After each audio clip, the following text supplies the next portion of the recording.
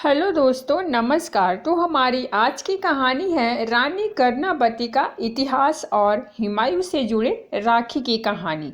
तो चलिए इस कहानी को हम शुरू करते हैं। रक्षाबंधन का त्यौहार भाई और बहन के बीच के बंधन को मजबूत करने वाला पर्व है। इस त्यौहार को मनाने की शुरुआत कब हुई यह कहना कठिन है।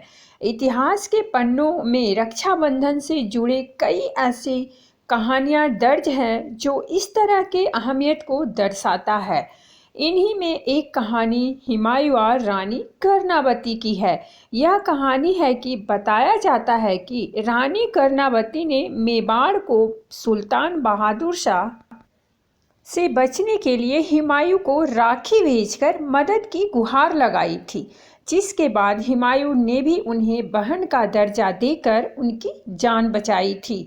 आइए जाने रानी कर्णावती और हुमायूं की कहानी। सभी राजपूत रियासतों को एक झंडे के नीचे लाने वाले महाराणा सांगा के निधन के बाद चित्तौड़ की गद्दी पर महाराणा रतन सिंह बैठे।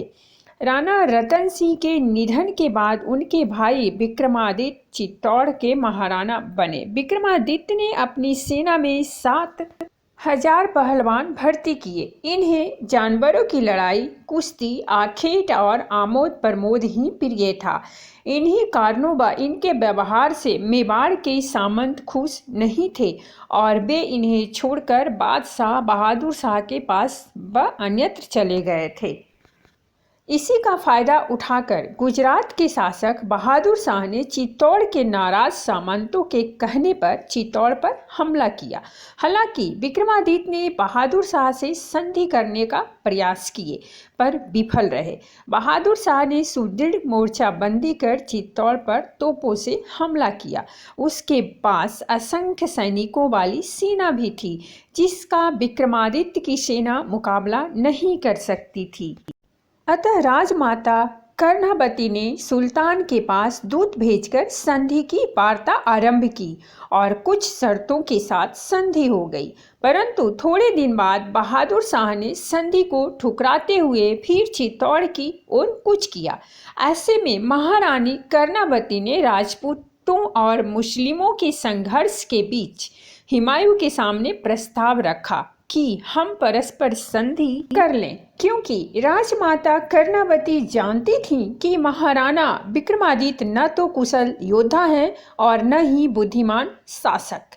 इसीलिए मेवाड़ की लाज बचाने के लिए उन्होंने मुगल सम्राट हुमायूं को राखी भेजकर सहायता मांगी। हालांकि हुमायूं किसी को भी नहीं बख्शता था, लेकिन उसके दिल में रानी कर्णावती का प्यार अच्छे से उतर गया और उसने रानी का साथ दिया। हुमायूं को रानी ने अपना धर्म भाई बनाया था, इसीलिए हुमायूं ने भी राखी की लाज रखते हुए उनके राज्य की रक्षा की। हुमायूं ने राजमाता को राखी का मान रखा।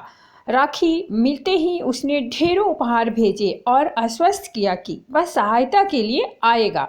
जब चित्तौड़ पर आक्रमण हुआ, उस वक्त हुमायूं ग्वालियर में किले पर सपरिवार ठहरा हुआ था।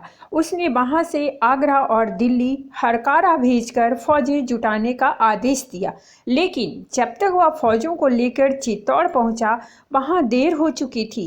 राजमाता कर्णावती महल की सभी स्त्रियों समेत जौहर कर चुकी थीं। हालांकि जौहर के पहले उन्होंने धाय पन्ना के हाथों टी राजकुमार उदय सिंह को बूंदी किले में सुरक्षित भेज दिया था। जब हुमायूं ने चित्तौड़ में राजमाता कर्णावती के जौहर की बात सुनी तो दुख और गुस्से में भर गया। हुमायूं ने गुजरात पर आक्रमण कर दिया और बहादुर शाह के सेनापति तातर खां को बुरी तरह हरा दिया। इसके बाद बहादुर शाह हुमायूं से युद्ध के लिए गया और मंदसौर के पास मुगल सेना से हुए युद्ध में हार गया। उसकी हार की खबर सुनते ही चित्तौड़ के राजपूत सैनिकों ने चित्तौड़ पर हमला कर बहादुर शाह के सैनिकों को भगा दिया और राजकुमार उदय सिंह को बूंदी से लाकर दोबारा महाराणा बना दिया। तो दोस्तों, इस तरह से रक्षाबंधन की शुरुआत हुई थी और रक्षाबंधन की असली कहानी भी यही है।